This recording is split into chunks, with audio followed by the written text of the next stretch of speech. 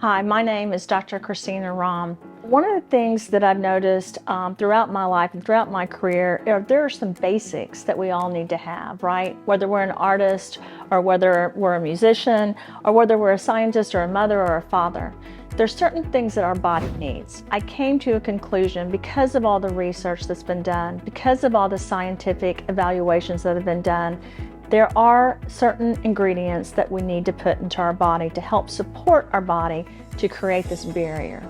Natural barrier support is one of those products. This product is not that complicated, but I did it without putting a lot of fillers or any kind of ingredients in it that can be harmful. See, a lot of people don't know this, but all vitamins are not the same.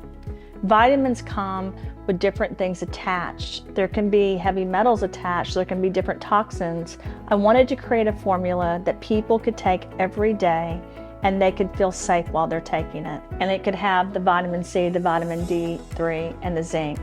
Those are 3 ingredients that we know as scientists that have been effective with different types of viruses, different types of bacteria, and different types of infections. I wanted something that you could take and it could be a staple in your home. Just like you have water in your home or you have milk in your home, this is something that's very helpful for people.